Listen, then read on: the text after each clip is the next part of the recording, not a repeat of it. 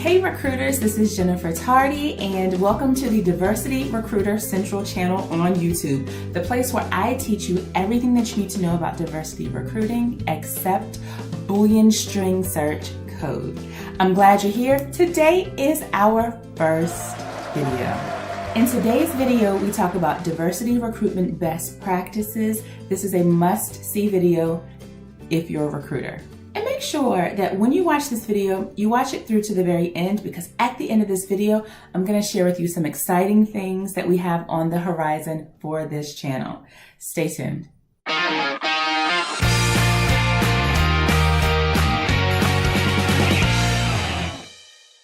So the more I talk to recruiters, specifically diversity recruiters, I constantly hear them asking, am I doing this right? Am I doing diversity recruiting to the fullest of its capabilities? Am I doing it its due service? So that's why this video is here for you. If you've ever wondered if you're doing your role and your responsibilities as a diversity recruiter right, then watch this video, because we're going to share 10 best practices. Now, I have 3 quick disclaimers for you. Disclaimer number 1.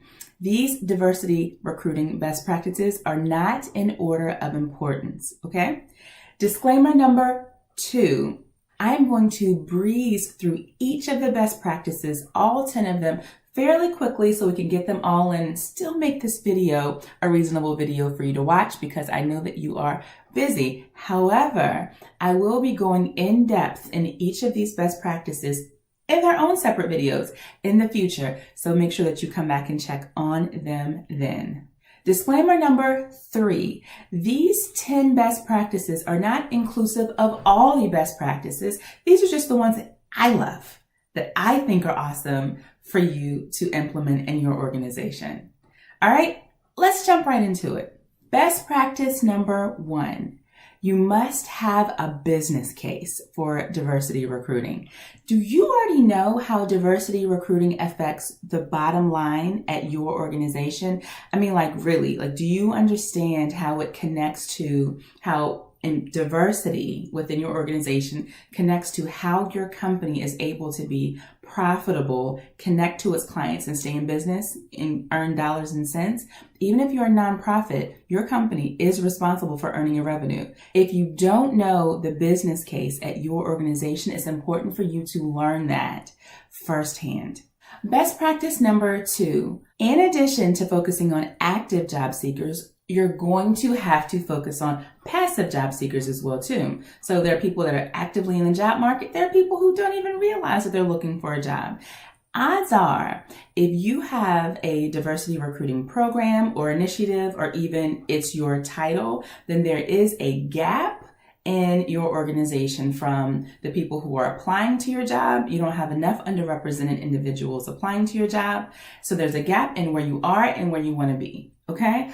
Which means that you are going to have to go out and do some networking, whether it's going out, physically going out and doing some actual in-person live networking, or it's going out online to do some networking to bring in some more passive candidates who happen to also be underrepresented.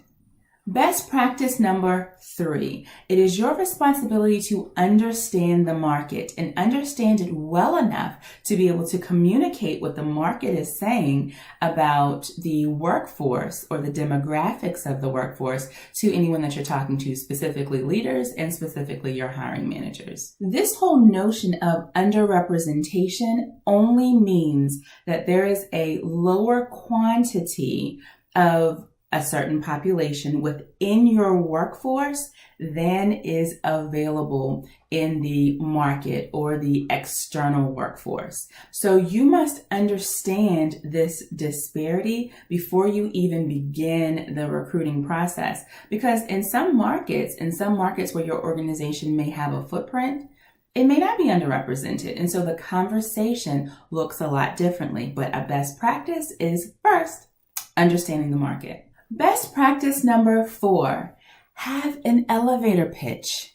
So if someone were to say to you today, well, what do you do? Or what is a diversity recruiter? Or how is your role different from a recruiter in general? Well, you know how to answer that question. you should know how to answer that question. So make sure that you have an elevator pitch, you understand this stuff yourself, and you're able to explain it to other people who are approaching you, especially leaders and especially hiring managers, okay?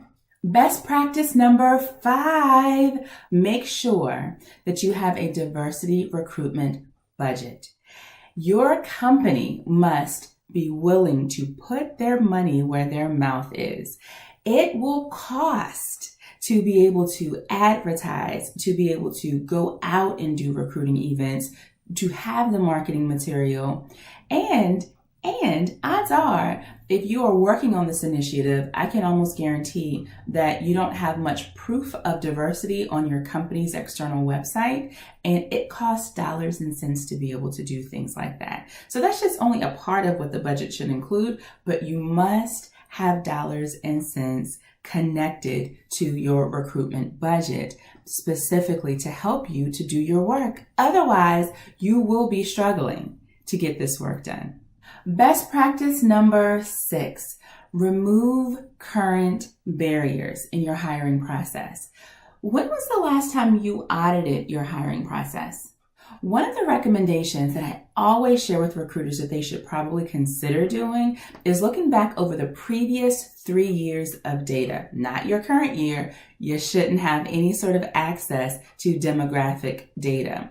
But if you already have a system in place where job seekers can self-identify, you can go back to a previous 3 years and look at the data. What does the data suggest? How far are people moving through the process? Specifically, as we're talking about underrepresented individuals, or you'll oftentimes hear me just say UIs. Oftentimes, when you look back through the recruiting process, you could see that there are people that you brought into the hiring process, and somewhere or another, they've actually withdrawn from the process or they've been rejected from the process. Do you see any patterns in that data? Check those patterns, remove those barriers, whether it means actually coming in to do some training, to do some outreach, things of that nature, so that people are able to move through the process pretty effectively. Best practice number 7, agree on metrics. You will continue to spin your wheels unless there's an agreement among you and your department and leadership on what success looks like. And so going back up to best practice number 3, where we start talking about understanding the market and what a solid workforce representation would look like, use that as one metric. For example, what does a solid representation in your workforce actually look like? So that when you are doing this work, as you begin thinking about, how is diversity recruiting going, you already know, but you need to define that up front. Otherwise, you'll leave it very open to other people's interpretation on whether or not you're doing a good job. And you and I both know that you don't want to leave it up to random people's interpretation on your performance as a recruiter. Best practice number 8, get training.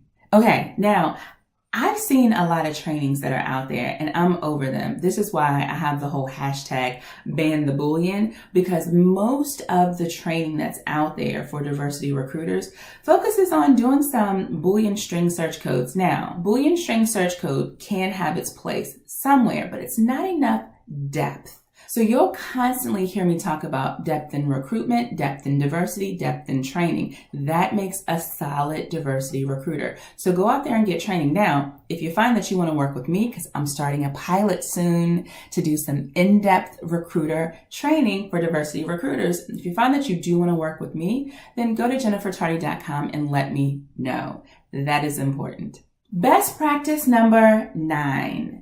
Have a solid onboarding and retention program. And a lot of companies don't see that connection. And so oftentimes it's left to the recruiter to be the hero and to diversify the workplace. I have another video for that coming soon because I will be ranting about it. However, there is a solid connection between hiring people underrepresented individuals and what they experience as they're onboarding into the organization and what they experience as an employee in the organization. You don't want to have a solid diversity recruiting program that you have to keep going back and backfilling and backfilling and backfilling because everyone that you're bringing in is leaving the organization. So it is a best practice to be just as connected to what's happening for onboarding and retention programs. If you're a diversity recruiter, you should know that. Not only should you have to speak to it when you're talking to candidates, but you should know it just so that you're not constantly spinning your wheels. Best practice number 10, make sure that you have leadership buy-in.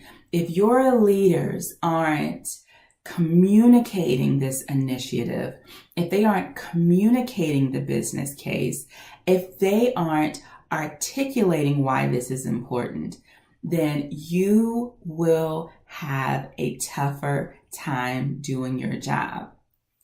And so that's why I put this on here as a best practice for diversity recruiting. It is really important that that you have a solid relationship with leaders and that they're spreading a really good message about the work that you're doing and the importance that it has on the company that you're working within.